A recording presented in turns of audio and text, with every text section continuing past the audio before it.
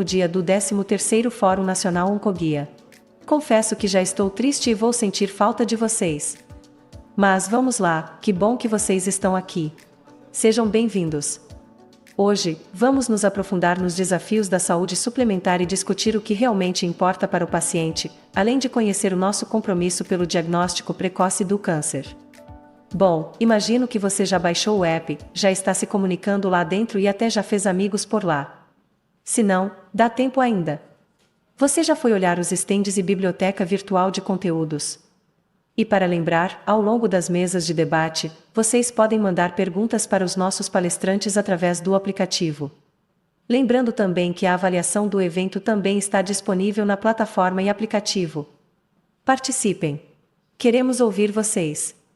E agora, chamo ao palco a nossa coordenadora de políticas públicas Helena Esteves e nosso conselheiro estratégico Tiago Farina Matos. Sejam bem-vindos!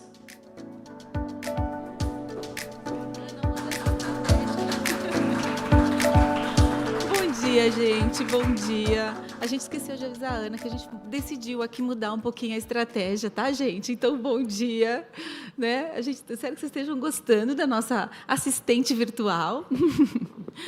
Bom, vamos para o nosso terceiro e último dia de Fórum Oncoguia. Quero começar mais uma vez agradecendo demais cada um de vocês, né? Estou vendo aqui os rostinhos que estão aqui firme e forte com a gente desde o nosso dia 9 à noite. Quero agradecer demais cada um de vocês que também segue online, segue participando direto da nossa plataforma. Então, muito obrigada. Eu sei que tem muita gente por aí, então, justamente por isso, a gente está correndo aqui para começar. Então, vamos lá para a nossa agenda de hoje. A gente começa, então, falando sobre câncer dentro das questões de saúde suplementar, tá? Então, vamos agora falar, né, para quem tem plano de saúde. A gente falou ontem o dia inteiro de SUS, a gente falou no primeiro dia, né, sobre os desafios das pessoas que vivem nas favelas, né? Então, a nossa pesquisa está repercutindo bastante na mídia. Para quem não viu ainda, vale a pena dar uma olhadinha.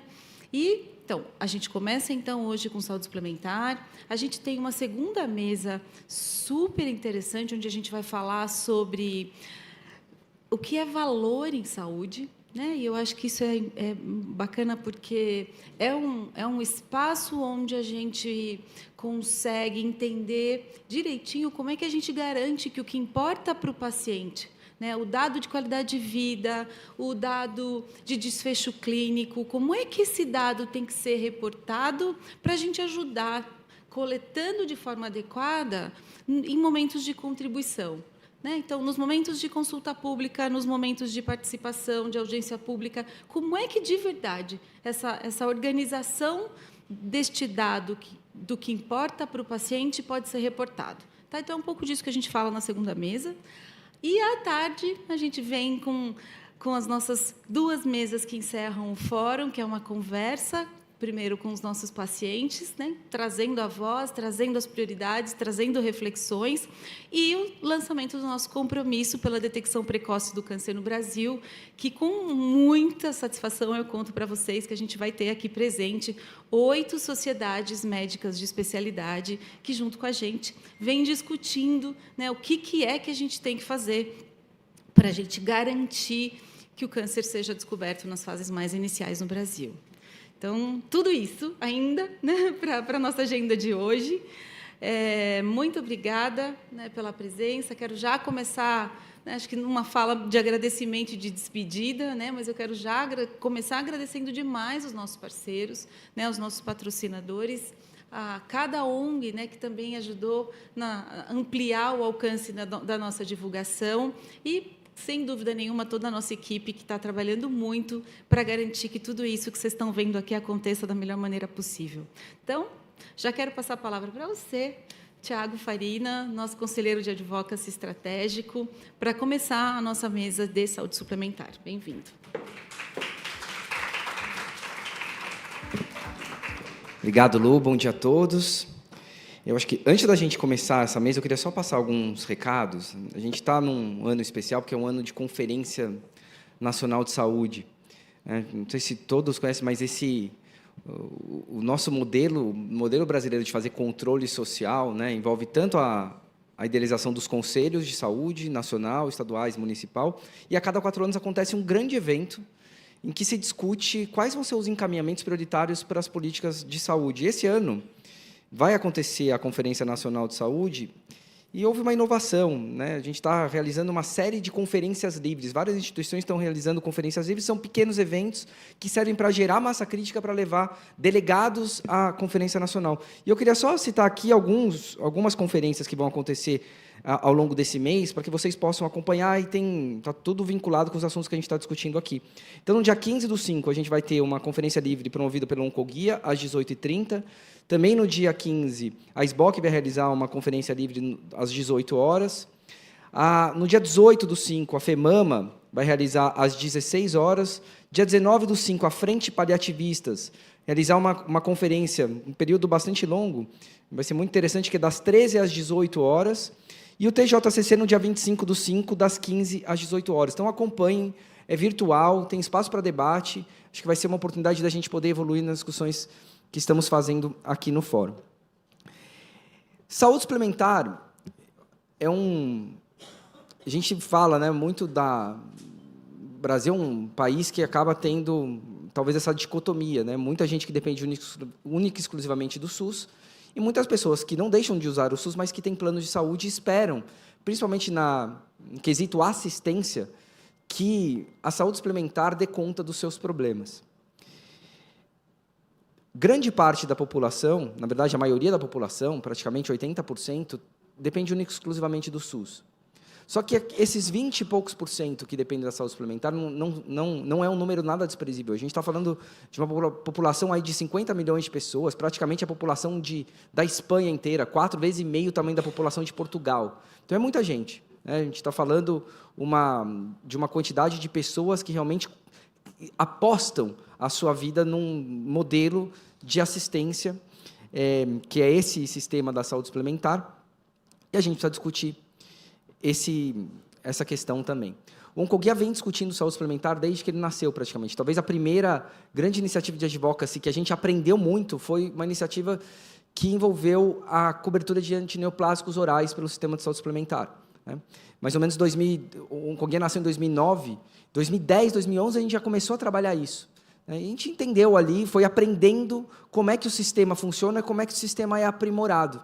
Na época que a lei dos planos de saúde foi aprovada, toda a cobertura oncológica era coberta. Ao longo do tempo, a lei foi aprovada em 1990, em 2000, que ali ela entrou em vigor, e de lá para cá, de 2000 até 2010, as tecnologias evoluíram, muitas drogas passaram a ser orais e não mais endovenosas, e o paciente perdeu o direito.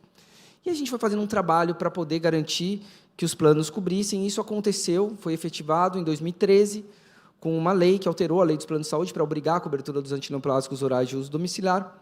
E aí a gente foi aprendendo também que uma lei, por si só, ela, às vezes, não resolve todos os problemas. Essa lei precisa ser regulamentada, essa regulamentação, se ela não for boa, ela vai trazer uma série de barreiras também para o paciente, e logo na sequência a gente já percebeu que a forma como aquela lei estava sendo regulamentada deixava muitas pessoas para trás. E a gente foi fazendo um trabalho também para aprimorar a regulação, para mexer na forma como o rol era atualizado. O rol que vinha sendo atualizado a cada 2 anos, né, às vezes com uma janela, dependendo da época em que a tecnologia era registrada na Anvisa, você podia demorar 3 anos e meio, quase 4 anos, para o paciente ter acesso àquela tecnologia. Foi um trabalho intenso da sociedade civil, que também conseguiu fazer uma alteração legislativa para que o processo de atualização do rol fosse constante, né? Fosse em tempo real, não dependência aí de uma janela de submissão, fosse muito mais rápido. Isso aconteceu. Mas, num ambiente de bastante insegurança, num ambiente de bastante desconfiança, houve também uma grande mobilização de outra parcela da sociedade para que fizesse também uma forma alternativa de incorporação de tecnologia que não dependesse só da ANS. E aí foi aprovado recentemente, no final de 2022, a Lei 14.454, que, além do rol, além da cobertura obrigatória pelo rol, passou a exigir também uma cobertura, garantir aos pacientes a cobertura obrigatória, independentemente do rol, né, paralelamente ao rol, quando houvesse evidência científica. Isso realmente ficou uma coisa um pouco carente de regulamentação, que é a evidência científica. Né? A gente pode pensar, tem registro na Anvisa, tem evidência científica, exige-se uma evidência científica mais robusta, porque a gente está comparando aqui tecnologias que, às vezes, duas podem ter evidência, mas, de repente, a evidência dessa aqui gera um benefício melhor, por que eu vou oferecer essa para o paciente? Essa é melhor, por que eu vou gastar mais se eu posso oferecer alguma coisa mais barata com melhor benefício? Né? Então, essa é uma parte que está um pouco carente aí de regulamentação, mas tem outra parte um pouco mais objetiva, que diz que a cobertura é obrigatória quando houver a incorporação em outros países com agências de renome. Talvez algumas coisas precisam ser melhor definidas. O que é uma agência de renome? Se a gente for pegar historicamente nos processos de avaliação da ANS, a gente consegue pegar algumas, 3, 4, que sempre são consideradas pela ANS. Reino Unido, Austrália, Canadá, Escócia, são agências que a própria ANS, a própria Conitec considera nas suas avaliações, logo, elas teriam prestígio internacional. Então, se algo ali fosse incorporado por uma indicação específica, a cobertura é obrigatória. Isso já acontece assim. Já é obrigatório, está na lei. Contudo, a gente está vendo que muitos pacientes não estão tendo acesso a essas tecnologias, pois não está havendo um diálogo adequado entre o que a ANS diz e o que a lei, né, como a ANS entende a lei e o que a sociedade, a forma como a sociedade entende a lei. Há desafios que a gente precisa superar. Além de tudo, a gente precisa pensar numa forma de garantir sustentabilidade para os planos de saúde, porque não é interesse para ninguém que os planos de saúde tenham problemas, quebrem, ou às vezes pior até do que quebrar, é que ele diminua a qualidade de tal forma que a hora que você mais precisa, você não vai ter um atendimento digno. Então, a gente precisa garantir que seja um mercado sustentável, um mercado que entregue o que promete para a gente, para que a sociedade possa ter aí uma saúde, uma prestação de serviços de saúde adequada num mercado salubre e que todos, eventualmente, possam conviver de forma bastante harmônica. Eu gostaria de chamar, para também conduzir, junto comigo, esse debate, a Helena Esteves, que é coordenadora de advocacy do Instituto Oncoguia e também grande responsável aí por todas essas mesas, né, grande inteligência por trás disso aqui é da Helena. Então, parabéns, Helena, muito obrigado por você estar aqui com a gente.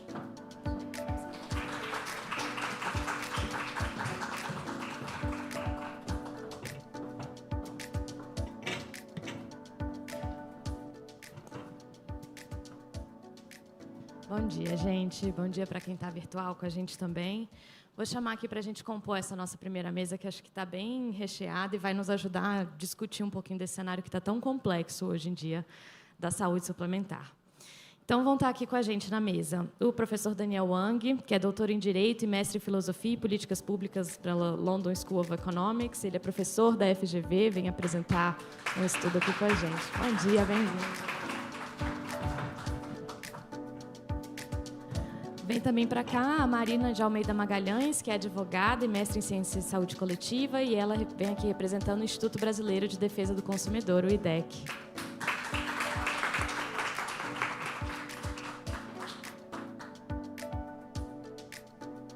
Bem-vinda. E, claro, também o Dr. Cássio Alves, que é médico especialista em ginecologia, auditor de planos de saúde, vem representando a Abrange, a Associação Brasileira de Planos de Saúde. Bem-vindo.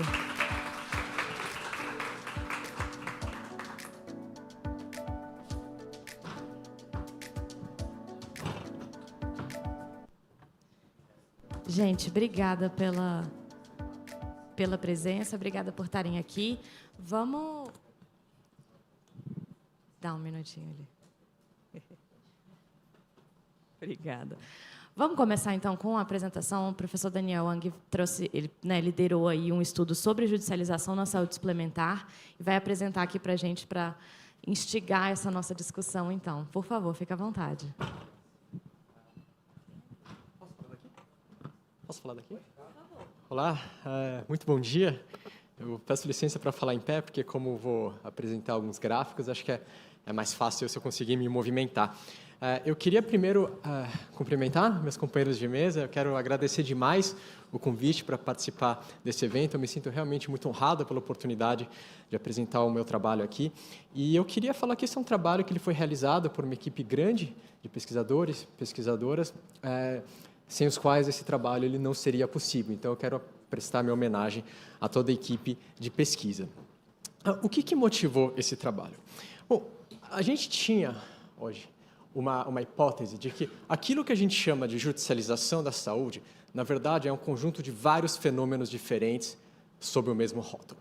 Então, dentro do que a gente chama de judicialização, tem demandas em saúde que são muito diferentes, com fundamentações jurídicas diferentes e que recebem um tratamento diferente do judiciário. Mas o conhecimento que a gente tem ou tinha sobre esse fenômeno não nos permitia entender no detalhe o que é, de fato, esse conjunto de eventos que a gente chama de judicialização da saúde, em particular, judicialização da saúde contra planos de saúde. Então, com base nessa hipótese, com base nesse incômodo, a gente quis fazer um levantamento de todas as decisões de primeira e segunda instância do Tribunal de Justiça de São Paulo relativos a plano de saúde. A gente escolheu o período de 2018 a 2021. A gente pega o período da pandemia e também pega o período pré-pandemia, para ver se a gente conseguia fazer algum tipo de comparação.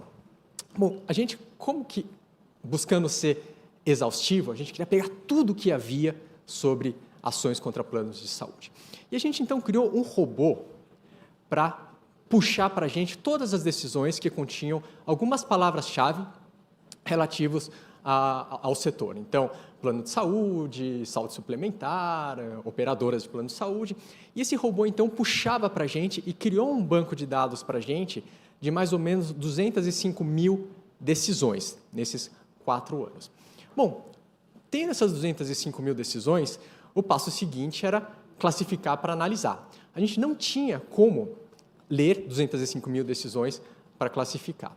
Então, a gente também, com ciência de dados, a gente criou um algoritmo que começou a agrupar decisões que tinham textos semelhantes. É um processo que a gente chama de clusterização. Então, ele vai juntando decisões parecidas, a gente foi ensinando o computador a ser melhor para fazer isso, e a gente percebeu que a maior parte dos clusters que o computador dava para a gente podiam ser divididos em 3 grandes temas. Negativa de cobertura assistencial, então, ações em que se pede o custeio de um tratamento contra um plano de saúde, o reajuste de mensalidade, então o plano reajusta, o usuário não está satisfeito e questiona no judiciário esse reajuste, e manutenção do contrato, que são os casos envolvendo término de contrato por inadimplemento, ou então ex-funcionários que querem manter o plano de saúde nas mesmas condições que tinham quando estavam empregados. São os casos do artigo 30 e 31 da 9656. Então, a gente conseguia, a partir desses clusters e com essa divisão em temas, distribuir as 205 mil decisões, ou a maior parte dessas 205 mil decisões, em 3 grandes temas. E aí, a distribuição ela tem essa cara. Então, a gente tem a primeira instância na tabela de cima, a segunda instância na tabela de baixo, e o que essas tabelas já trazem de interessante para a gente é o grande número, como eu falei, algo como 205 mil decisões, 130 em primeira instância, 74 em segunda instância. Um outro dado muito interessante é o domínio do tema negativa de cobertura na judicialização contra planos de saúde. A maioria das ações contra planos de saúde são relativas à negativa de cobertura, pedem custeio de tratamento. A gente, porém, ainda não estava satisfeito, porque a gente queria entender assim, o que são essas demandas, o que se pede, né, e como o judiciário julga. E para fazer esse tipo de análise, o computador ainda não consegue nos ajudar. É uma análise que vai ter que ser feita na unha, e não dava para fazer uma análise na unha de 205 mil decisões. Então, a gente tirou uma amostra representativa por tema e por instância. Então, a gente está trabalhando com 6 amostras representativas, o tamanho da amostra fica aí exposto para vocês. Antes de fazer uma análise da amostra, eu queria mostrar a distribuição das decisões no tempo.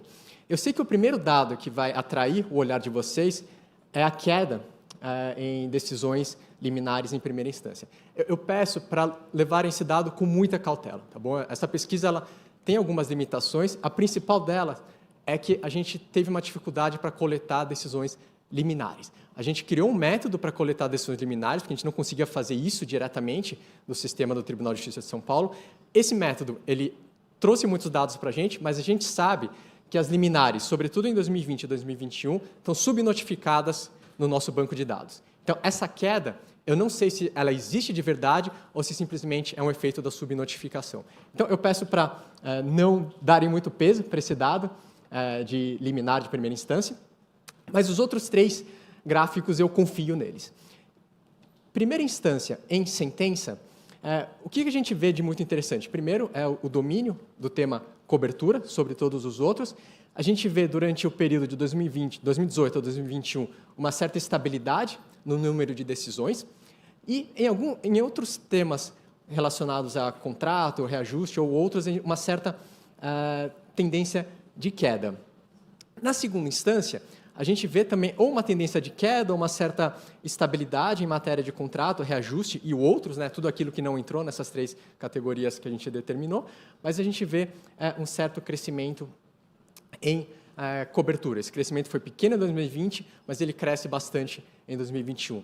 Eu acho que algo muito importante para levar em consideração é que aqui são os dados de decisão, não são os dados de ações impetradas. Então, eu estou vendo o que está saindo do judiciário, eu não consigo ver o que está entrando no judiciário. Então, acho que essa é uma outra cautela que a gente tem que ter quando está lendo esses dados. Bom, eu quero ir para a amostra. Eu não sei se vocês conseguem enxergar de longe, mas a gente tentou entender, primeiro, qual que é a probabilidade, qual que é a taxa de sucesso dos usuários nessas ações judiciais. E acho que um dado muito interessante é que, se a gente olha tudo na primeira instância, a gente vê que a taxa de sucesso dos usuários é de 60%, na primeira e na segunda instância. Ou seja, 60% das ações são decididas a favor dos usuários.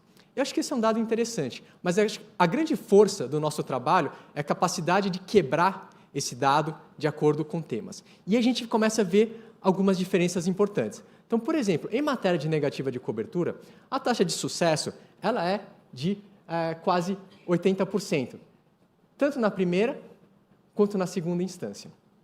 E se você contar o parcialmente procedente, então ela vai para algo como mais de 85%. Mas quando a gente vai falar de reajuste e contrato, a coisa ela é mais equilibrada. E quando eu falo equilibrado, não é um julgamento de valor no sentido de que é mais ponderado, é mais razoável. É equilibrado no sentido de que você tem decisão para um lado e decisão para o outro, enquanto que, em matéria de cobertura, predominantemente, as decisões são predominantemente favoráveis aos usuários que entram com a ação. A gente fez uma análise mais fina ainda por tema, mas eu sei que por questão de tempo eu não vou conseguir entrar. Eu queria focar em cobertura, que eu acho que é o que mais vai interessar. Bom, o outro dado que a gente tentou extrair é o que se pede nessas ações. Aqui estou falando de negativa de cobertura apenas. E a gente vê que há um domínio de cirurgia e medicamento. Tá? Esses são os 2 itens mais pedidos nas ações. E a gente também quebrou a taxa de sucesso das ações por item pedido. E a gente vê, por exemplo, que a taxa de sucesso para medicamento ela é muito alta ou é a mais alta de todos. Ou seja, a chance de um medicamento ser julgado favoravelmente ao autor da ação ela é maior do que em outros pedidos. Tem diversas explicações para isso, a gente pode entrar no detalhe depois, mas é um primeiro dado muito interessante, né? Como tem muito medicamento e a taxa de sucesso de medicamento ela é muito alta. Aqui é uma pena se vocês não conseguirem ler direito, mas é a condição de saúde do paciente que entrou com a ação. E a gente vê o domínio de a predominância de tumor maligno e transtornos mentais e comportamentais. Transtornos mentais e comportamentais, acho que tem 2 temas principais, o TEA, né? Transtorno do espectro autista, e um outro caso muito comum também era a internação em hospital psiquiátrico. Tá bom? E aqui a gente vê também taxa de sucesso, né? Então, assim, 93% dos pacientes com tumor maligno que entraram com uma ação ganharam na primeira instância e 94% ganhou na segunda instância. Então, você tem uma variação a depender do tipo de doença. De novo, tem várias explicações para isso, eu não acho que há um certo viés ou preconceito contra transtornos mentais e comportamentais, eu acho que tem explicações para isso, mas esse é um dado objetivo que a gente consegue extrair. Outro dado que eu acho, na verdade, o mais interessante é entender qual foi a razão da operadora para negar a cobertura, né? O que a operadora ela alega para negar a cobertura? E o principal argumento das operadoras são: o tratamento não consta do rol, ou não está no contrato, ou está expressamente excluído do contrato. A operadora ela pode alegar mais de um argumento. Então, assim, não há um argumento por caso. Um caso pode ter mais de um argumento. Então, existe uma grande sobreposição entre esses dois primeiros argumentos, né? O tratamento não consta do rol e o tratamento não está no contrato. Frequentemente, a operadora ela vai alegar as duas coisas. Olha, não está no rol e não está no contrato. Mas tem outras justificativas para não se custear um tratamento. Está fora da rede de cobertura, período de carência, tratamento sem registro na Anvisa. E a gente também quebrou a taxa de sucesso por argumento. E a gente vê, por exemplo, que em 85% das vezes que a operadora ela alega que não está no rol, o usuário ganha. Ou seja, não é um argumento que afeta a decisão judicial a favor das operadoras. Ao contrário de outros argumentos do tipo o tratamento, ele pede-se o tratamento para realização fora da área de cobertura. Nesse caso, a taxa de sucesso ela cai bastante. Um outro dado que eu achei muito interessante é que mesmo nos casos em que a operadora alega que o tratamento não tem registro na Anvisa, a taxa de sucesso dos usuários ela é muito alta. Ou seja, para o judiciário, ou deixa eu ser mais preciso, para o Tribunal de Justiça de São Paulo, a regulação ela importa pouco, seja a regulação da ANS, seja a regulação da Anvisa. Aqui eu quebro os casos em que a operadora alega que não está no rol da ANS, e eu tento entender a taxa de sucesso. Aqui é a primeira instância, liminar, sentença, e aqui é a segunda instância, agravo e apelação. Me pediram para eu fazer uma apresentação muito breve, eu estou sendo muito obediente, não quero me alongar demais, depois eu posso entrar em mais detalhes, se vocês quiserem. Mas acho que essas são algumas das principais conclusões. Então, tem 205 mil decisões nesse período de 4 anos. Lembrando que o número de liminares ele está provavelmente subnotificado. A maioria versa sobre negativa de cobertura, e em particular tratamentos fora do rol. A taxa de sucesso dos consumidores varia conforme o tema. Outro dado que eu não trouxe aqui, mas perícia técnica e informações técnicas, elas aparecem muito pouco nas decisões. As decisões elas são, na maior parte, fundamentadas no laudo do médico, do paciente. E as decisões de negativa de cobertura elas são muito mais fundamentadas na própria jurisprudência do Tribunal de Justiça de São Paulo, no Código de Defesa do Consumidor, do que na Lei 9656. Ou seja, o Tribunal de Justiça ele dá mais peso para normas gerais do que para normas específicas do setor, né? Quando se trata de resolução da ANS, então, isso basicamente é quase inexistente. Então, com isso eu termino. Eu queria já lançar uma semente para o debate. Do ponto de vista dos usuários, do paciente que entra com a ação, isso é incrível. Assim, eu lembro que uma vez eu estava falando com um advogado que trabalha no setor, né, ele se gabava muito de ganhar quase todas as ações. Eu pensei, bom, você e todos os outros, né? Assim, você teria que fazer algum esforço para conseguir perder uma ação, né, devido à taxa de sucesso. Mas, então, do ponto de vista do usuário, do paciente que entra com a ação, isso é ótimo, né? Você tem um acesso rápido, com muito poucos obstáculos ao tratamento. Mas, do ponto de vista do sistema de saúde, eu acho que esse é um dado que ele traz algumas preocupações, né? Por que ele me traz algumas preocupações? Primeiro, quando você tem um peso quase absoluto à caneta do médico, você tem muito menos espaço para discussão sobre medicina baseada em evidência, sobre avaliação de tecnologia de saúde, né? Você tem a caneta do médico e o que se decide em regulação, ele é basicamente ignorado. E acho que você tem uma série de problemas quando a caneta do médico tem um peso absoluto, né? Sobretudo se a gente não sabe se essa caneta ela tem um lastro em, de fato, evidência científica. E um outro problema é que a necessidade individual do paciente tem um peso absoluto, independente de como isso vai afetar o sistema de saúde, independente de como isso vai afetar os outros usuários desse mesmo sistema de saúde. Então, eu coloco essa provocação para discussão e eu quero fazer o convite para que conheçam o relatório e, se possível, me deem um retorno, né, o que é interessante, o que está errado, o que falta desenvolver. Acho que esse é um diálogo muito importante que eu gostaria de ter com vocês. Obrigado.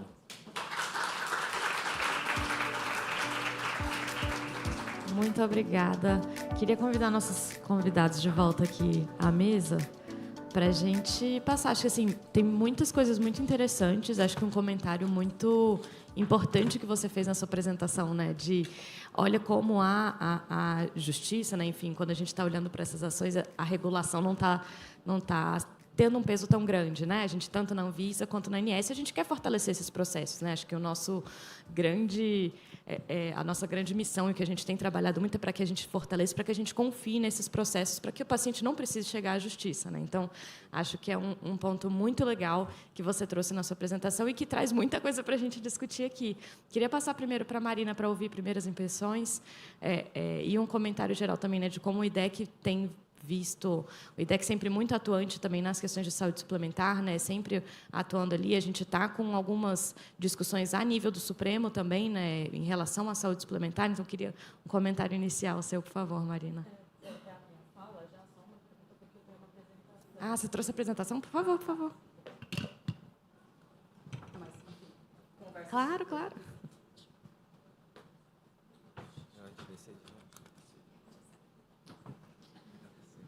Gente, eu vou tentar controlar o tempo aqui. Eu não sei muito quanto tempo essa apresentação vai durar, daí vocês me ajudam também, qualquer coisa, tá? Bom dia a todos. Eu queria também cumprimentar os companheiros de mesa aqui. Gostaria de agradecer ao Oncoguia pelo convite para o IDEC, né? Tá aqui falando hoje. Sem mais delongas, eu sou a Marina, eu sou analista do Programa de Saúde do IDEC e eu sou advogada e mestre em saúde coletiva. E hoje é isso, eu vou falar um pouco do trabalho do IDEC, da perspectiva do IDEC sobre a questão do rol, da regulação do rol, né? E tanto das suas implicações para o direito do consumidor, mas também para o sistema de saúde brasileiro, né? Então, só para apresentar o IDEC, não sei se todo mundo conhece, nós somos uma organização não governamental, né, independente. Nós existimos desde 1987. A própria Marilena Lazzarini, aí, a nossa fundadora, foi super importante nas discussões de regulação, né, do setor da saúde suplementar, na criação do Código de Defesa do Consumidor. E é isso, nós somos uma organização independente, não recebemos dinheiro de partido político, empresa, governo. Basicamente, a nossa atuação é só financiada pelos nossos apoiadores. Então, nós organizamos o nosso instituto nesses 7 eixos temáticos e eu, como disse para vocês, estou aqui representando o nosso programa de saúde, né, que é um dos programas mais antigos do IDEC também. E é o programa que engloba, basicamente, a luta pelo acesso aos serviços e produtos de qualidade, né, no âmbito da saúde. Então, falando um pouco aqui da saúde suplementar, né, e como ela se encaixa dentro do direito à saúde no Brasil, né, primeiro a gente tem uma base constitucional, né, que prevê que o direito à saúde é um direito social e ele é regulamentado especificamente na forma dos artigos 196 a 199 da Constituição, e, basicamente, fazendo uma interpretação sistemática do que a Constituição diz sobre o direito à saúde, a gente tem a previsão de que, apesar ali do artigo 199 prever que a saúde é uma atividade econômica livre à iniciativa privada, ela é de relevância pública, né? Então, cabe ao poder público dispor sobre a sua regulamentação. E aí, além disso, incidindo sobre a saúde suplementar, a gente tem todo um aparato jurídico também infraconstitucional que é constituído, enfim, por várias normas, mas ali no nível legal a gente cita como as principais o Código de Defesa do Consumidor, né, a Lei dos Planos de Saúde e a Lei 9961, que é a Lei de Criação da ANS. Basicamente, só assim, pegando um pouco o nome da mesa, né, basicamente a pergunta se nós temos um rol exemplificativo ou taxativo, a gente, enfim, essa pergunta foi respondida, né, em sede democrática com a aprovação da Lei 14.454, né, no final do ano passado, e basicamente com a aprovação dessa lei, o que a gente tem agora previsto na regulação do setor da saúde suplementar é que os planos de saúde devem cobrir o tratamento de todas as doenças incluídas na CID, né? E daí o rol, então, se insere nisso como uma referência básica do que o plano de saúde deve cobrir, e também a previsão de que os tratamentos fora do rol devem ser cobertos, como o Tiago já bem antecipou, desde que haja comprovação de sua eficácia ou a recomendação de incorporação pela Conitec ou outros órgãos de avaliação de tecnologias em saúde. Eu trouxe essas duas referências aqui do lado só para puxar um pouco do contexto histórico e mostrar como, de fato, desde sempre, a discussão sobre regulação de planos de saúde perpassou o ponto da cobertura, né? Justamente, o projeto que originou a Lei de Planos de Saúde previa, né, justamente que a cobertura, que os planos de saúde deveriam cobrir tratamento para todas as doenças, né? Porque, num contexto de setor não regulamentado, isso não acontecia. É, inclusive, curioso, se você vai ver os planos que foram registrados antes da lei, existem até planos que têm no nome, eu estava vendo esses dias, planos que têm no nome, tipo, plano básico com AIDS, plano básico sem AIDS. Então, é isso, os planos eram segmentados dessa forma, algumas doenças não entravam. Então, é justamente, de novo, uma discussão que perpassa a regulação do setor desde sempre,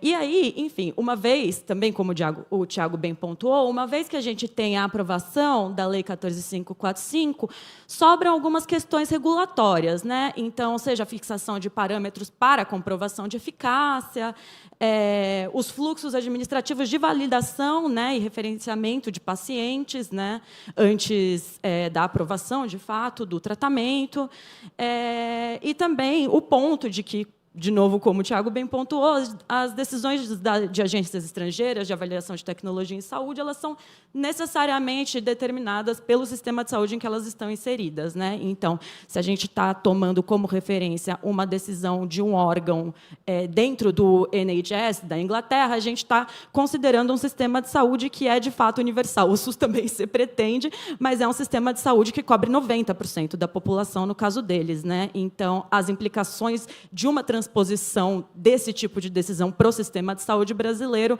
são, evidentemente, diferentes, né? E, basicamente, o que o IDEC acredita é que, para a gente avançar nessas questões regulatórias em aberto, a gente precisa garantir que a regulação não individualize os riscos, né? Considerando tanto a limitação da capacidade técnica dos consumidores frente às operadoras de planos de saúde, quanto a própria relativização da capacidade técnica da ANS para realizar a avaliação de tecnologia em saúde, né? A própria avaliação de tecnologia em saúde é super nova no Brasil, a Conitec é um órgão de 2011, e a ANS, quando entra, né, nessa atividade, é assim, ainda mais nova. A gente mal tem um campo consolidado de ATS no Brasil, então isso também é algo a se olhar com cuidado. E daí, justamente, a gente fala dessa necessidade de regulação, né, porque a gente parte do pressuposto de que tem uma grande assimetria, né, no mercado de planos de saúde. Isso aqui é uma referência clássica da economia da saúde, né, falando justamente que o mercado de planos de saúde é inerentemente falho, porque, tendo como objeto a transferência de risco do adoecimento de um consumidor para uma grande empresa, e um consumidor que, nesse contexto, não tem nem informação e nem capacidade técnica para saber de quando e do que ele vai precisar, e também outras questões de vulnerabilidade, como a baixa mobilidade, né, do consumidor dentro desse mercado, e também a inelasticidade da demanda, né, porque, enfim, demandas de saúde sempre existirão. a gente, então, vê a necessidade de uma regulação para mitigar as falhas do mercado, né? Então, o IDEC defende justamente que, nesse contexto, sejam bem estabelecidas as cláusulas não negociáveis de cobertura, né? Partindo do pressuposto, justamente, o consumidor, quando ele contrata, ele não sabe do que ele vai precisar, mas a operadora de saúde, né, com técnicas atuariais, epidemiológicas, tem uma chance melhor de quantificar esse risco, né, e ter uma ideia melhor do que vai ser demandado da sua carteira ao longo do tempo. Também a fixação de padrões contratuais claros, né, que possam guiar o usuário, o consumidor, nesse mercado que é complexo.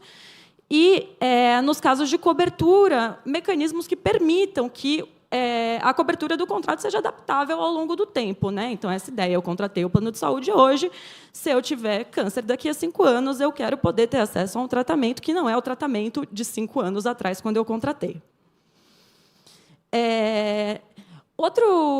Outra coisa que a gente acha importante no IDEC de falar, quando a gente diz sobre a regulação dos planos de saúde, é o fato de que, justamente, a gente tem aqui, no Brasil, um sistema muito intrincado de saúde entre os setores públicos e privados, né? A gente tem um arranjo pouco usual no mix público-privado, que é uma sobreposição de coberturas entre os setores público e suplementar, por isso coloco o suplementar até entre aspas, né?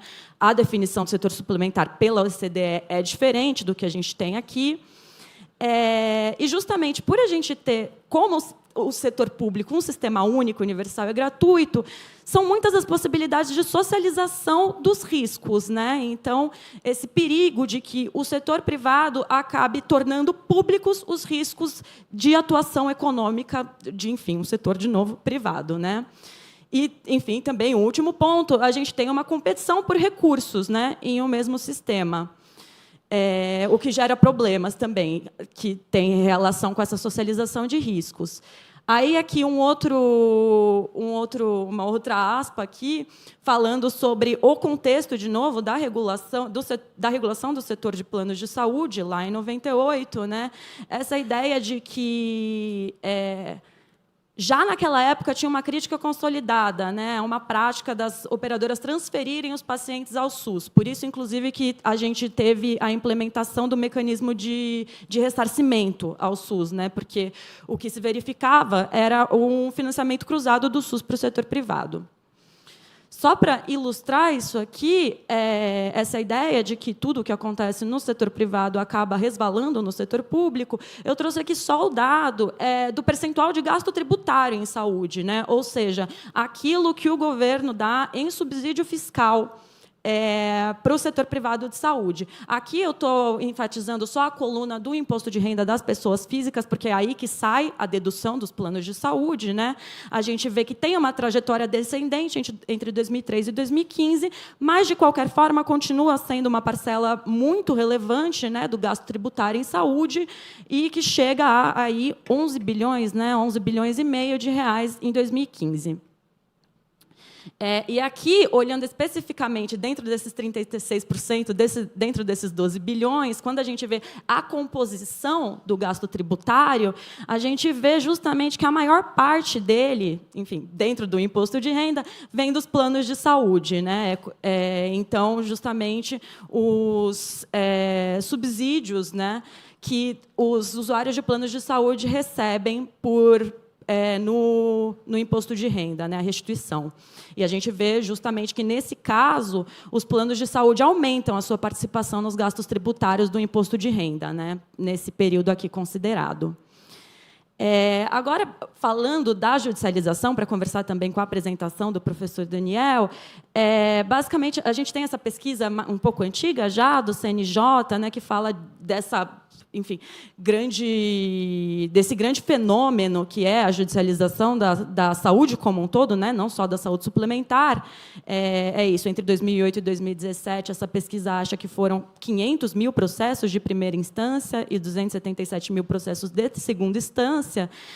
Mas o que essa pesquisa também mostra é que existem características distintas entre a judicialização na saúde suplementar e no SUS, né?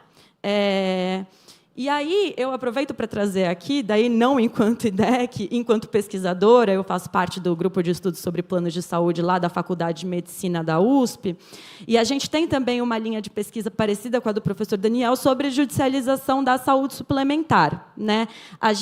Essa aqui é uma pesquisa que a gente fez lendo, de fato, ali na unha, 11 mil acórdãos, então, mas daí são só decisões de segunda instância, é no mesmo tribunal, mas é um recorte muito menor, também de anos, né? Mas o que a gente vê aqui é justamente a confirmação, né, dos resultados do professor Daniel, né? A maior parte dos processos tratam de exclusão ou negativa de cobertura.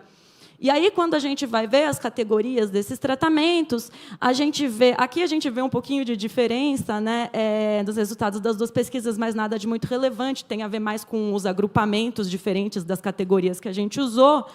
Mas, basicamente, a gente vê aí que o primeiro item mais demandado são tratamentos e terapias não medicamentosos. Então, aqui entra quimioterapia, radioterapia, quimioterapia não oral, né?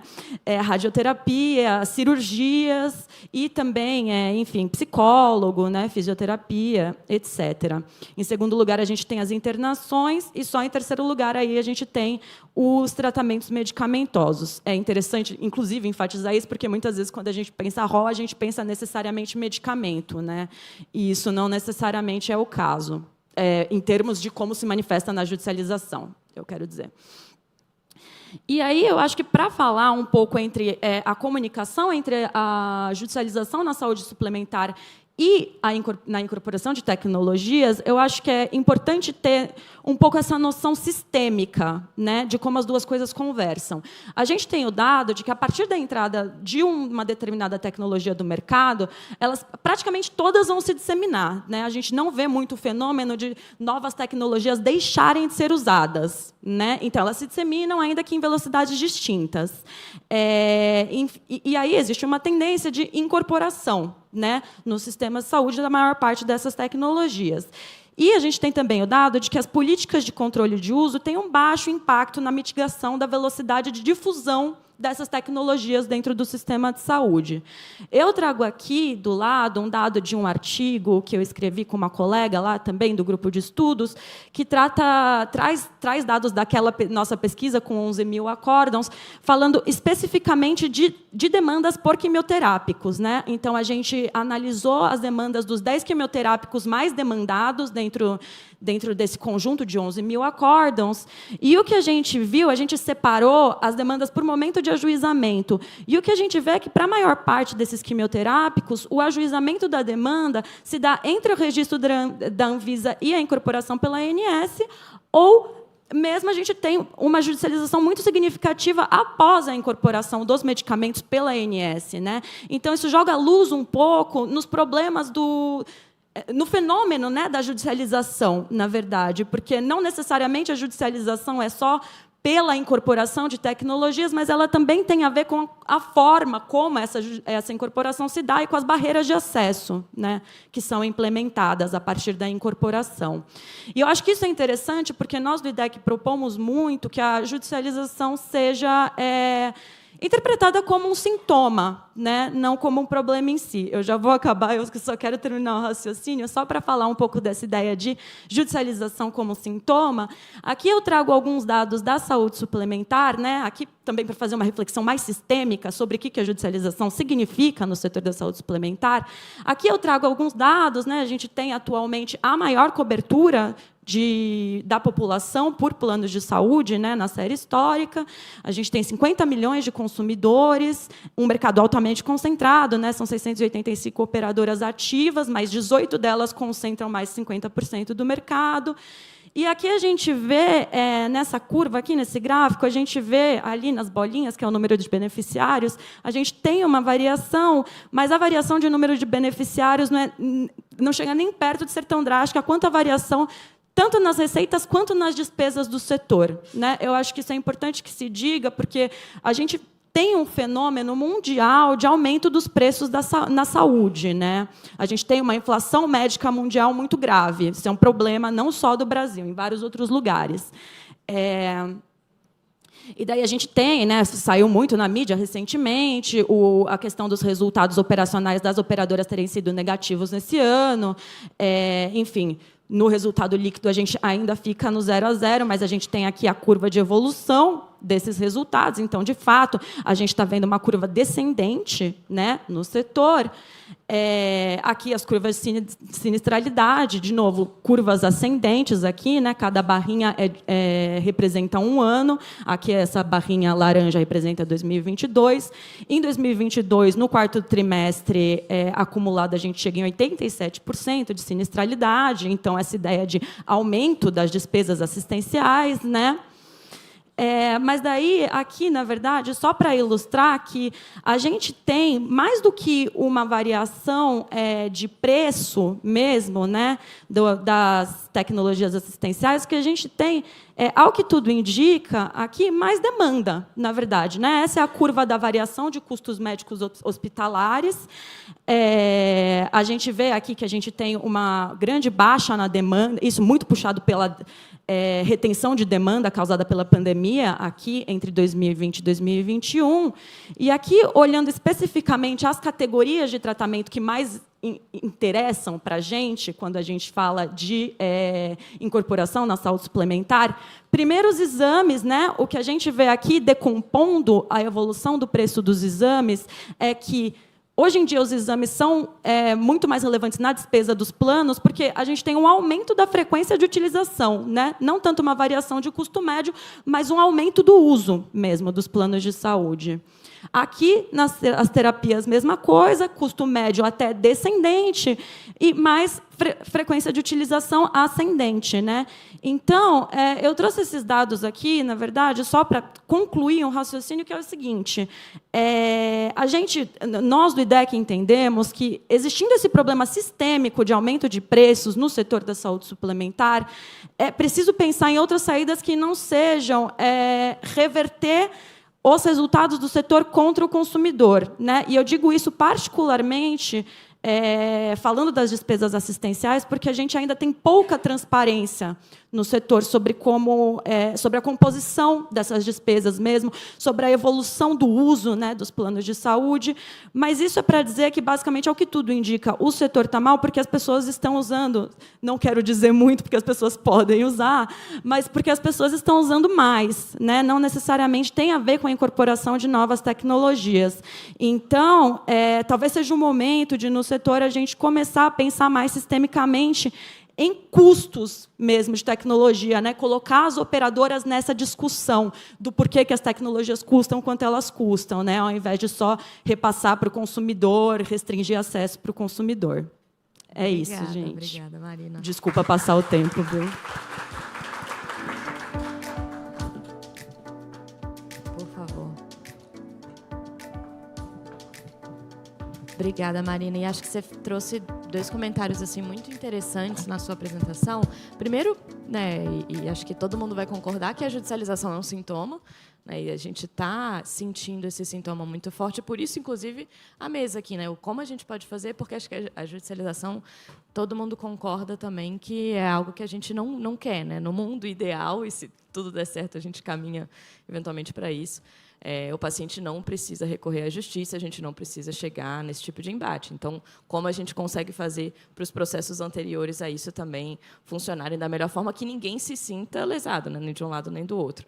E outro, né, ponto que você trouxe também, que eu acho que é um outro sintoma que a gente acaba também sentindo muito aqui, que é a ATS no Brasil é muito recente. A gente viu isso ontem também na mesa, né, com a Vânia, que estava aqui na Conitec. Né? Poxa, a Conitec tem 10 anos, e a gente usa muito ela como referência na INS também. Né? Então, isso tudo também faz parte de um processo que a gente está maturando e que a gente está agora, né, conseguindo avançar. Então, acho que muito, muito bacana esses dados que você trouxe. Obrigada.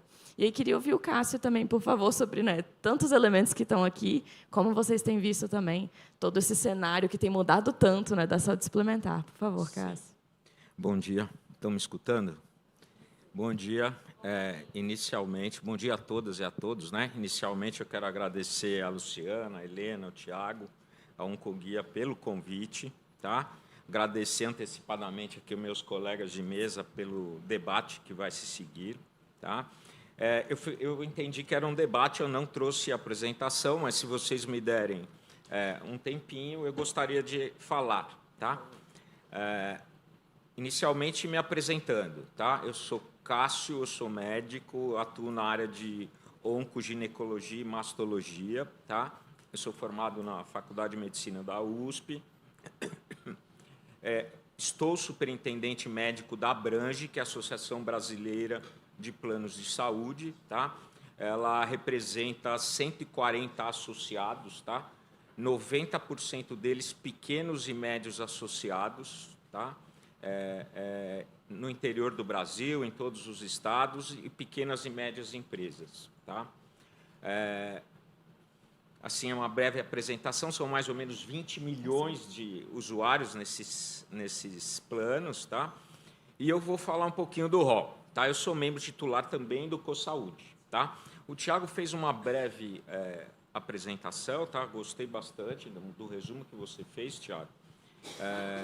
Com certeza, a dinâmica de atualização do rol de procedimentos da ANS, que perdurou ali até a RN 465, que é de 2021, não era aceitável para o desenvolvimento pelo desenvolvimento da ciência, pelas necessidades prescricionais de nós médicos, tá? E pelos legítimos anseios dos beneficiários. Tá?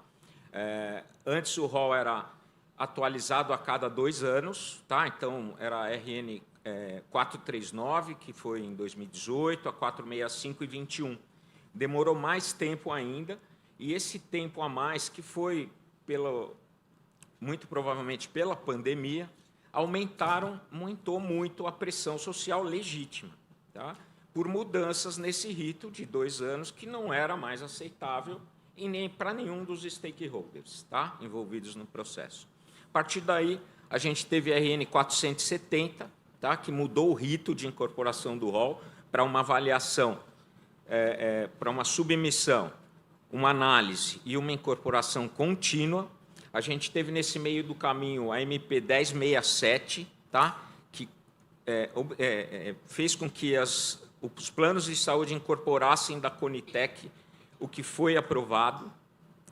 Depois veio a Lei 14.307, em 3 de março do ano passado, tá? Que realmente consolidou o rito de incorporação. E como é esse rito de incorporação? Atualmente, a gente incorpora no rol de procedimentos da ANS qualquer tecnologia em, no máximo, 9 meses. Tá? Em se tratando de oncológicos orais, hemoterapia, radioterapia, esse prazo é mais abreviado. Tá? São 4 meses mais 2 que a ANS comprove que exista alguma situação especial que justifique esses 2 meses a mais. Ou seja, em até 9 meses, qualquer tecnologia está incorporada ao rol. Essa velocidade de incorporação, ela é a mais rápida no mundo. Tá? A gente é referência mundial atualmente. Tá? Se a gente pegar uma agência de renome internacional, que o Tiago bem falou aqui, que eu até vou citar alguns critérios, se der tempo aqui, como a gente acha uma agência de renome internacional, o NICE, que é da Inglaterra e do País de Gales, ele incorpora entre 10 e 11 meses. Tá? Além disso, tudo que for aprovado na Conitec, em 60 dias, obrigatoriamente, sem nenhum outro tipo de discussão, aí vai abrir um parênteses, até quero conversar com a doutora, sobre o que isso leva de repercussão. Tá? Tudo que foi discutido, tudo que foi discutido na Conitec é aproveitado no CoSaúde, tá? menos o que causa muito espanto, menos o preço de incorporação.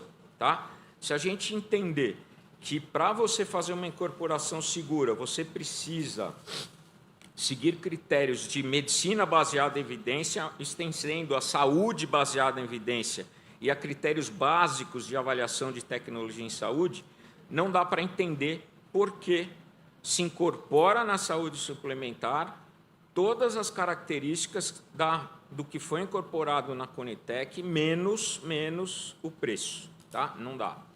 A gente precisa, para um sistema de saúde funcionar, tá? A gente precisa ter todos os stakeholders sentados na mesa, tá? E todo mundo tem que abrir mão um pouquinho para isso funcionar direito, tá?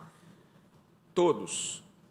Quem menos tem que abrir mão é o paciente, tá? O paciente é o centro de tudo, tá? A gente tem que estar aqui por causa do paciente, se não tiver o paciente, não tem ninguém de nós, tá? A indústria tem que sentar nessa mesa e vir conversar com a gente. Quando a gente fala do rol de incorporação, a gente discute várias vezes no CoSaúde, vários de vocês participam, tá? A gente conversa sobre tudo, conversa sobre as evidências, qualidade de evidência, tudo, menos, de novo, é uma provocação, tá? Menos o preço, tá? Parece que é uma caixinha de Pandora que a gente não pode abrir, tá? É um assunto proibido. Isso impede que você discuta realmente a qualidade dessa incorporação e incorpore mais coisas. Um exemplo. Um preço CMED, que é obrigatoriamente utilizado para incorporar, ele, na prática, antes da incorporação, já é 30%, 40%, 50% menor do que é o preço máximo, tá? As agências mundiais discutem esse preço, tá? Eles incorporam condicionalmente. Olha, você tem um desfecho que nos é favorável, porém o seu custo-efetividade, seu limiar não está atingindo. Se você diminuir esse preço até certo ponto, eu tenho condições de incorporar. Isso a gente tem que ter maturidade e responsabilidade para discutir, porque isso vai fazer bem para o paciente, tá? Para o paciente e para a sustentabilidade do setor. Tá? A gente fala, mas as grandes operadoras conseguem negociar. Sim, mas as grandes operadoras têm 10%, 12% do mercado. O resto são as pequenas e médias que não têm condição de negociar. Eu tenho muito mais coisa para falar, mas eu quero dar espaço para o debate, que eu acho que é mais importante. Obrigado.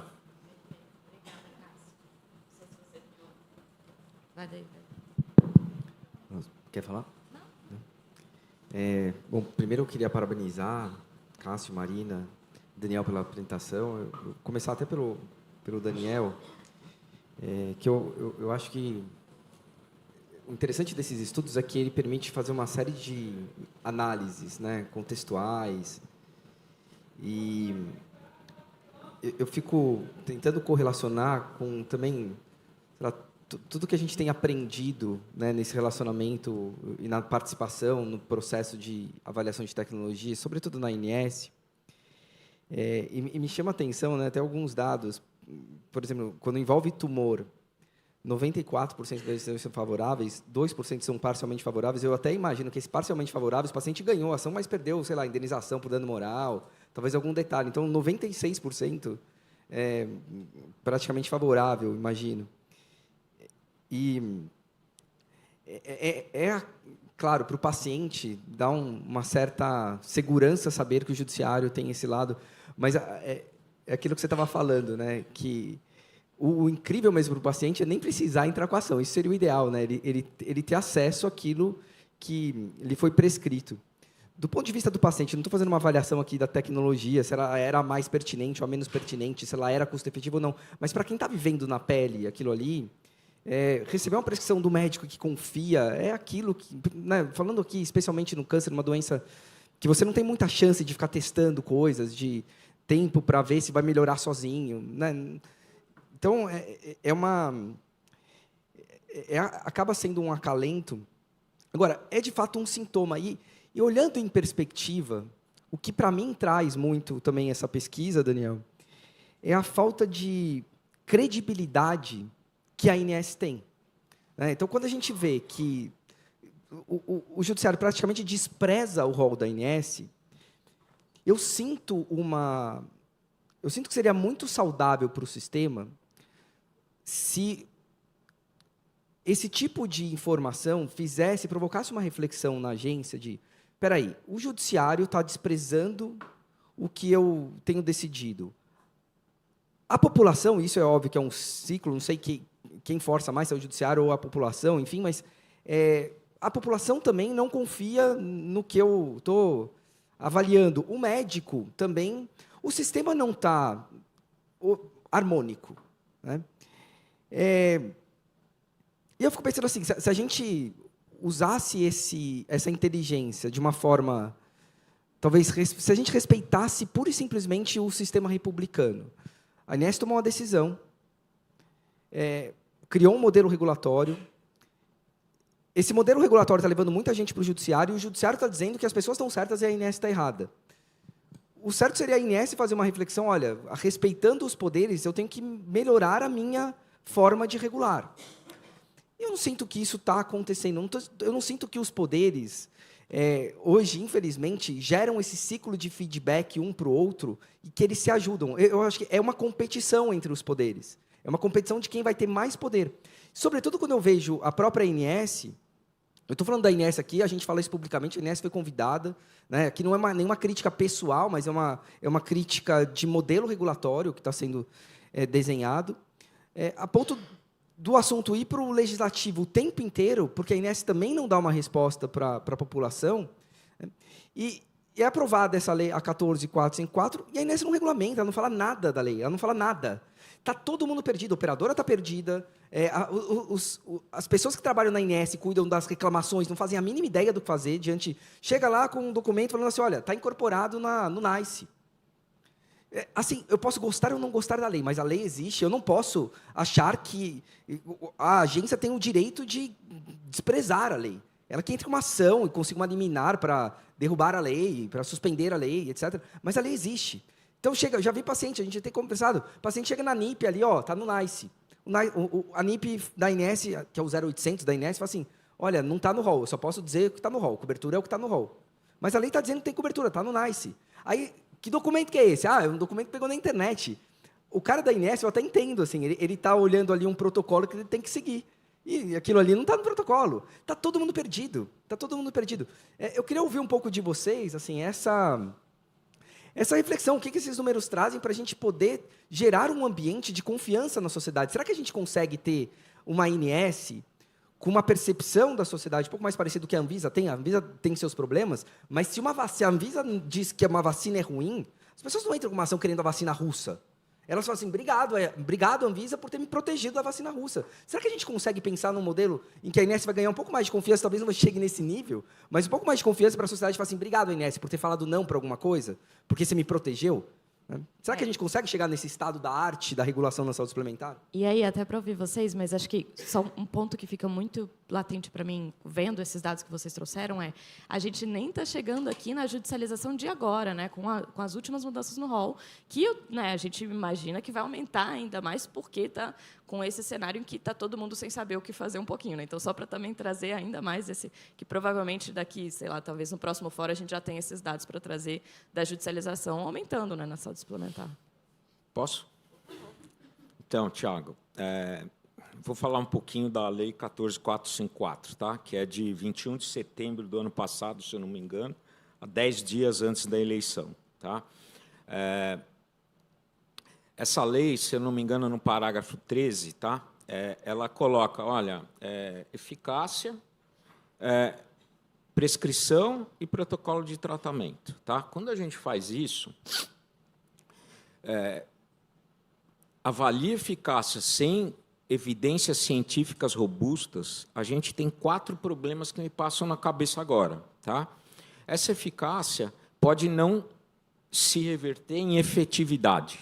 Tá? Então, se o trabalho é fraco, tá? A chance desse resultado na vida real se repetir é muito baixa. Tá? O segundo, o trabalho é fraco, a gente não mediu adequadamente os possíveis efeitos colaterais daquela medicação. Tá? Terceiro, a gente não mediu as interações medicamentosas. Tá? Muitas vezes o paciente já é um doente crônico, tá? Ele usa outras medicações. Aquilo pode, além de causar danos a órgãos vitais, tá? Ele pode fazer com que a efetividade daquele medicamento que eu estou pretendendo de efeito não se realize. E, por último, assim, devem ter muitas outras, mas assim, de improviso, essas 4. E a quarta é o desperdício de recurso humano, dependendo da tecnologia, recurso financeiro, e um malefício para o paciente. Por quê? Às vezes ele está usando uma tecnologia que existe outra tecnologia já com evidências muito mais robustas que iria ajudar ele no tratamento dele. E segundo, essa lei, nesse parágrafo 13, ela não coloca e aprovação, ela coloca ou. Tá? O que é uma agência de... Esse ou relativiza totalmente a avaliação de tecnologia em saúde, que é a principal ferramenta que o gestor de saúde tem para incorporar alguma tecnologia com segurança e sustentabilidade. Tá? Quando fala ali, ou tenha incorporação por alguma agência de renome internacional. O que é uma agência de renome internacional? O Tiago falou muito bem do NICE. Por que o NICE é uma agência de renome internacional? Porque ele tem rigor científico, tá? Ele tem credibilidade mundial, tá? Ele tem uma abrangência geográfica enorme, tá?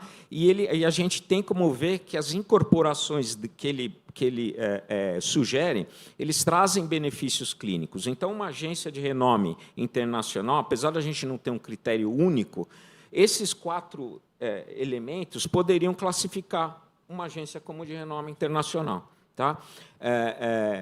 Quanto à judicialização, claro que ela é um sintoma. Tá? É um sintoma da falta de credibilidade e legitimidade das nossas agências de incorporação. Tá?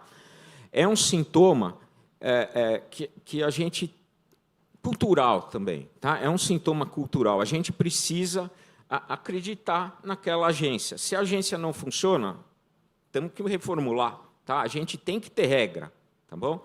Isso é fundamental. Como o Tiago disse, se eu não acredito no trabalho da pessoa, simplesmente eu vou deixar ela ficar fazendo o trabalho e eu não vou usar, eu vou abrir mão daquela possibilidade.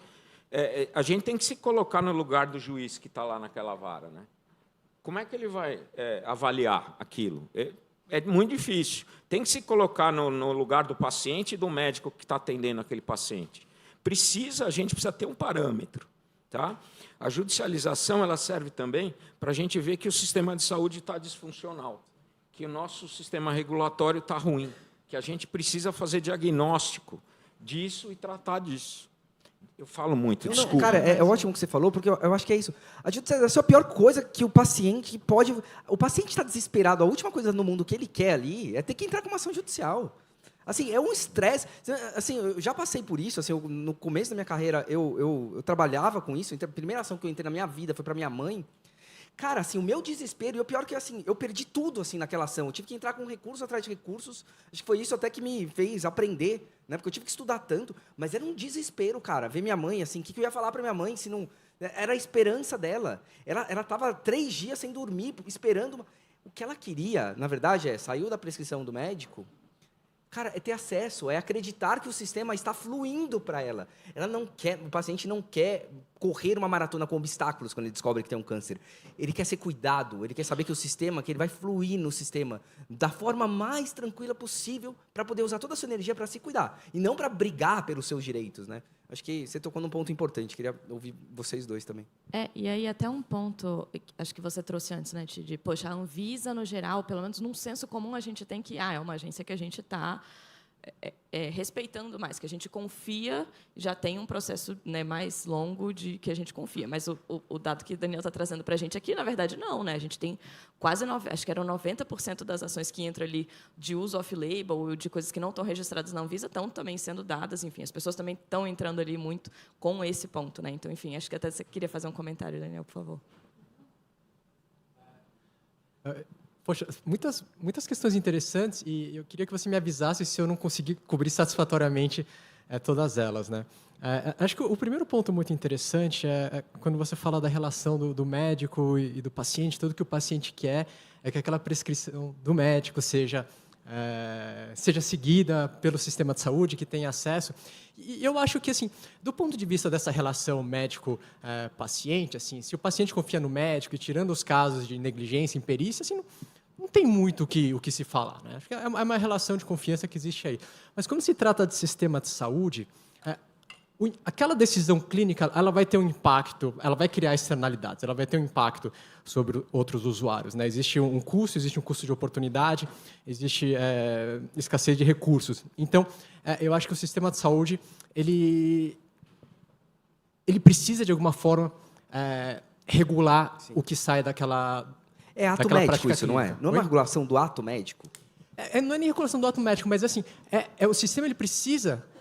Você tem a decisão do médico, mas o sistema precisa também tomar a sua decisão como um sistema de saúde. Então, assim, o médico ele está olhando a árvore, o sistema de saúde precisa olhar a floresta. Tem um estudo do Lancet Oncology Commission que eu acho muito interessante, né? Um estudo que já é um pouco antigo, que ele faz uma celebração dos novos tratamentos para câncer. Ele fala assim, olha, é incrível o que a gente tem conseguido alcançar, mas que demonstra uma enorme preocupação com a curva de aumento do preço de tratamento por paciente, né? Eles falam, olha, tem que achatar essa curva.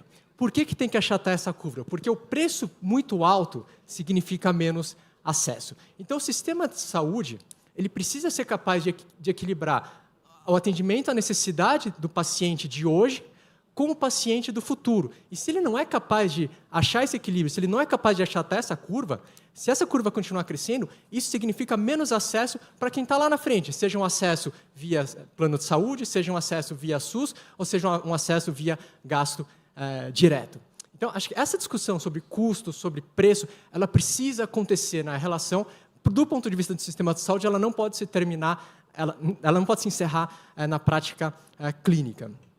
E eu acho que um outro ponto muito interessante da ANS também, e aí eu acho que eu concordo, assim, o argumento, eu acho que ele é muito plausível, né? Se a ANS tivesse mais legitimidade, mais credibilidade, a gente teria menos judicialização. Mas acho que tem dois contrafactuais. O primeiro é o caso da Anvisa, né? Acho que é uma agência que tem muito mais respeitabilidade, muito mais legitimidade. Durante a pandemia, a gente viu isso de uma forma muito clara, mas isso não afeta a decisão judicial. E um outro dado muito interessante também é que a Conitec, que tem uma história muito maior que a ANS, que tem uma expertise talvez maior, não sei se posso dizer isso, mas tem uma história muito maior seguramente, também não é muito seguida pelo judiciário. A gente fez um estudo pelo menos do ponto de vista do judiciário, não. A gente fez Eu acho que do social também não. Do social também, eu acho que a Conitec e a ANS estão numa linha... Ainda precisam dar respostas melhores para a sociedade, mas desculpa interromper. Não, imagina, eu concordo, mas assim, mesmo a Conitec, ela não é seguida pelo judiciário. A gente fez um estudo, o que a gente tentou fazer? A gente pegou os tratamentos que foram avaliados pela Conitec e mediu a taxa de sucesso antes e depois da avaliação. E a gente viu que não muda nada. Assim, a Conitec dizer não para um tratamento não muda a taxa de sucesso do ponto de vista do judiciário, né? O modelo da... Se eu estou falando demais, eu acho que a decisão do STJ de junho do ano passado, né, nos embargos de divergência em sede de recurso especial, trazia uma visão que eu achava muito mais interessante para como abordar essas questões. Então, assim, se a ANS avaliou e incorporou, vai ter que fornecer. Se a ANS ainda não avaliou, cabe uma discussão. Se a ANS avaliou e disse não, essa decisão é a que fica. Eu acho que é um caminho muito mais construtivo, porque a ATS ela volta para o centro da decisão. Mas você pode questionar, poxa, mas e se a ANS errar? E se a ANS fizer alguma barbaridade? Acho que essa é a questão, porque a ANS ela não tem legitimidade da sociedade, o processo de avaliação é cheio de buracos, é muito frágil. Então, a minha preocupação com essa decisão, acho que esse é o único ponto que eu me questionava. Se a ANS fosse uma coisa perto de um oráculo, ok, você dizer assim, a ANS disse não é não. Agora, se a ANS disse não, a gente considerar não, a gente está falando assim, cara, um órgão fez uma análise ótima, então é não. E não é verdade, ela faz uma análise ruim. Tiago, você tem só terminar, eu acho que você tem toda a razão, esse é o seu ponto central. Só que, assim, o fato de não ter essa judicialização individual não impede que haja um questionamento, inclusive judicial, da decisão da ANS. Aí fica uma discussão sobre o processo de incorporação e a decisão da ANS. A discussão vai para o nível do sistema, que é a judicialização que ocorre na Inglaterra. Você tem judicialização contra o NICE. Então, às vezes, um grupo de pacientes fala, olha, o NICE errou. Aí você tem essa judicialização. O que não tem na Inglaterra é a judicialização que tenta dar um drible na avaliação de tecnologia em saúde. Essa não existe. Só para acrescentar o que o Tiago falou, a gente também tem que tirar um pouco do peso da ANS. Tá? Por quê? Como a gente conversou aqui, eles não avaliam preço. Tá? O novo processo deles realmente procura usar as melhores evidências. Tá?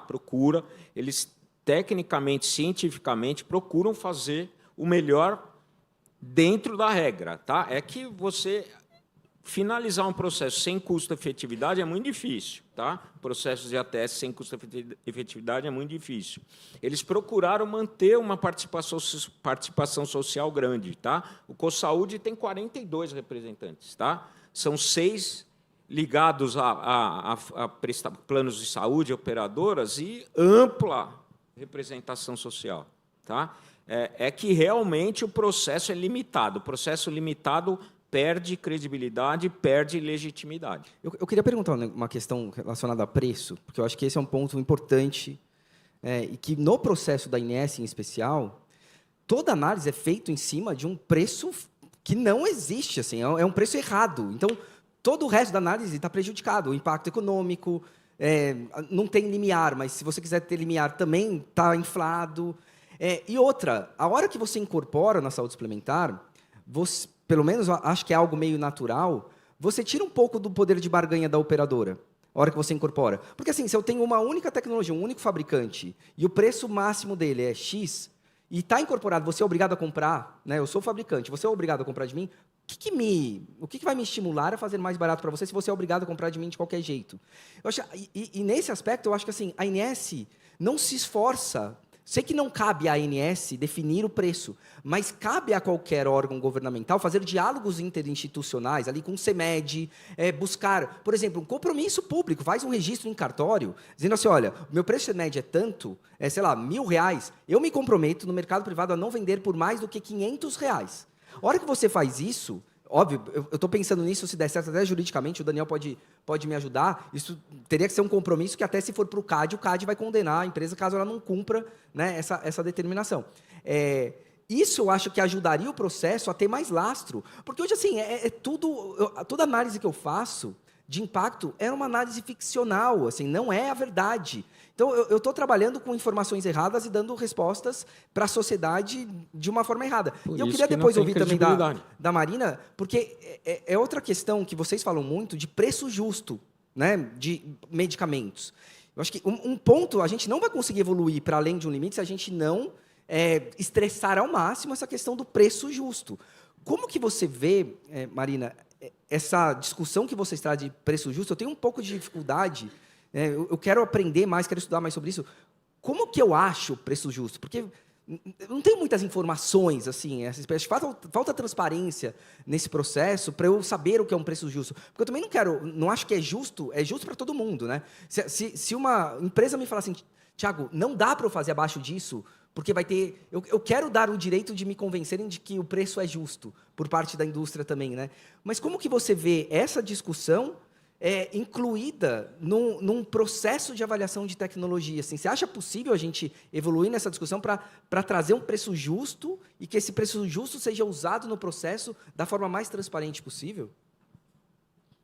Olha, o IDEC, só para falar, o Tiago está falando aqui tanto de preço justo, a gente tem uma campanha no IDEC também, que não é sobre planos de saúde, a gente tem uma campanha que se chama Remédio a Preço Justo, que trata justamente de uma proposta de mudança de regulação da CEMED, né, para mudar a forma como são precificados os medicamentos no Brasil. São vários os fundamentos, né, a gente tem até um PL que a gente apoia no Senado, PL 5591 de 2020, inclusive, que tenta emplacar essas mudanças. São vários os pontos ali que a gente traz para falar que a precificação dos medicamentos talvez não seja feita da forma mais justa, né? Eu acho que são dois os mais importantes, mas com muita ênfase em um. O primeiro deles é que a CEMED ela usa como parâmetros para aceitar o preço máximo, né, o preço de entrada do medicamento, ela usa como parâmetro mercados de países desenvolvidos, né? E daí você também já parte de outros sistemas de saúde, outros padrões de consumo, né? Outras políticas de desconto, inclusive, a depender das relações que as farmacêuticas têm com os governos, né, de países desenvolvidos. Então, esse é um primeiro ponto. A CEMED também não admite reajuste para baixo, né, do preço dos medicamentos. O reajuste sempre tem que ser positivo anualmente. Então, não apenas você tem um preço máximo que não tem nada a ver com o preço que é praticado no mercado, como também você só pode reajustar para cima. Mas, principalmente, o nosso grande argumento é a falta de transparência, né? Sempre ela, mais uma vez. A CEMED, ela pede algumas informações sobre custo de fabricação na hora que ela vai autorizar o registro de um preço, mas ela não pede informações sobre custo de pesquisa e desenvolvimento do medicamento, que a gente sabe que é a parte mais cara, né, no geral. Claro que, quando a gente vai falar de terapias gênicas, a fabricação também é cara, mas a gente não tem noção nenhuma de quanto, de fato, as empresas farmacêuticas elas investem no desenvolvimento de medicamentos, né? Então, isso dificulta muito. O que é um preço justo? Eu não sei, nem a CEMED sabe, porque as farmacêuticas não são obrigadas a fornecer esse dado, né? Eu acho que esse é um ponto. Mas daí, quando a gente fala de, acho que, custo-efetividade, assim, na incorporação de tecnologias no setor da saúde suplementar, eu tenho só algumas ressalvas relacionadas à forma como o sistema de saúde brasileiro é organizado, né? Porque falar de custo-efetividade para um sistema único faz todo sentido, né? É assim que o NAS funciona. Afinal de contas, 90% da população utiliza, né, o NHS. Está ligado ao sistema público na Inglaterra. Só 10% tem plano de saúde. E aí, quando você tem um sistema centralizado, você consegue pensar em linhas assistenciais, né? O grande problema, eu acho, de pensar em custo-efetividade na saúde suplementar é que você não tem um único conceito de plano de saúde, né? Você tem planos de alto padrão, você tem planos de baixíssimo padrão, você vê grande diferença de qualidade no atendimento que o paciente recebe, que o consumidor recebe, a depender de qual que é o plano que ele tem, né? Você tem profissionais liberais atuando sendo contratados, né, pelos planos de saúde, e isso tudo muito fragmentado, né? Cada contrato é um contrato, afinal de contas, tudo isso dificulta muito que a gente faça uma análise única de custo-efetividade, né, para um setor que é tão fragmentado nesse sentido do cuidado mesmo, né? Para mim, custo-efetividade faz sentido quando a gente tem um modelo assistencial claro. Enfim, acho que é esse comentário. Não, muito bom. Não sei se o Cássio queria comentar ainda esse ponto também, para a gente Daniel finalizar também. aqui a nossa Daniel, desculpa mesa. aquela hora te cortar, cara. Não, Tá tudo bem. Eu queria só aproveitar Foi muito bom a sua reação. o debate, Obrigado. mas, cara, eu acho que... Eu até queria, só antes da gente terminar também, eu acho que a gente vai ter depois uma mesa, né, com a Marisa para discutir medicina baseada em valor para o paciente. Eu acho que uma das questões, né, você fica pensando assim, cara, como que a gente pode ter um processo em que vai deixar muito claro para o paciente que ninguém vai ser deixado para trás? Se tiver alguma tecnologia que tem algum benefício, ainda que seja pequeno, não me parece, principalmente se a gente está falando de doenças para as quais, de repente, aquela tecnologia, se ela perder aquela chance, não vai voltar, né, a possibilidade. Estou falando de uma dor de cabeça, que eventualmente pode... Mas de algo que ela vai perder a chance, eu acho que a gente nunca deveria falar assim, olha, vai te trazer um benefício, mas é muito caro e ponto final. Eu acho que a gente vai ter que estressar o sistema para falar assim, se é muito caro, qual que é o preço justo? Né, para caber naquele benefício que está prometendo. E a gente vai ter que ter estratégias para chegar nesse preço. Antes de a gente pensar, falar assim, olha, desculpa, é muito... Dá um benefício... Tomara que não tenha quebrado. Dá um benefício, mas é muito caro. Quero estressar, vamos estressar para deixar o preço justo. Né? Eu acho que essa é uma grande questão. E assim, eu acho que a Helena lembrou bem, Daniel, depois, se você precisar também da nossa ajuda, a gente tem muita curiosidade para saber, você também, Marina, a partir do momento que a lei foi... acho que foi setembro de 2022, principalmente nessa questão das agências, porque eu acho que a da evidência ainda é uma coisa muito abstrata, mas principalmente das agências, se essa lei tem trazido para o judiciário essa discussão, porque eu acho que esse tipo de informação também vai servir como insumo para a gente poder convencer a ANS de que ela precisa tomar uma decisão. Né? Recentemente saiu um parecer da Procuradoria da ANS, em que eles falam assim, olha... a cobertura é obrigatória quando for incorporada outra agência, mas a gente acha que é o presidente da República, por decreto, que tem que regulamentar isso. Cara, depois reclama que vem o Consul querendo tomar poder. Assim, existe um limbo ali. Eu acho que a gente precisa também de elementos para poder pressionar a ANS, pressionar no bom sentido, mostrar que é importante uma resposta para a sociedade, uma regulamentação que faça com que a sociedade tenha ali um caminho para ser seguido, porque hoje está todo mundo meio que perdido, as operadoras, o paciente, médico, enfim, todo mundo. Desculpa, Helena, você queria encerrar, eu acabei tomando mais Rapidamente, 5 ó, minutos. só para terminar, a palavra-chave é transparência. Tá? Transparência. Como é que é, nessa questão de preço, como é composto isso? Por que tem que ser o preço máximo? Nessa realidade, se a gente não sentar para discutir, o que está acontecendo?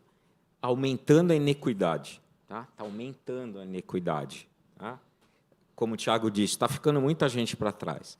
E a gente está tendo uma toxicidade financeira. Tá? A gente não teve tempo de falar sobre o que a INS falou sobre o resultado financeiro das operadoras, mas assim existe uma toxicidade financeira que está tirando muita gente a possibilidade de acesso às tecnologias. Muito obrigado. Desculpa, Luciana. Tem um monte de coisa para a gente discutir. A Oncoguia precisa mais eventos. Obrigado, pessoal. Obrigada, Cássio, Marina, Daniel. Acho que é exatamente isso. Está todo mundo vendo que o processo precisa melhorar e muito. A gente está todo mundo discutindo, precisa discutir melhor preço, avaliação econômica, a gente precisa entrar em consensos em relação às evidências científicas. A gente tem legislação que não está sendo cumprida, enfim, tem muita coisa para a gente trabalhar juntos, porque todo mundo está sentindo gargalo e a gente ainda não chegou numa solução. Né? Então, super obrigada, gente. Acho que é isso, a gente chega ao final da nossa mesa. Obrigada.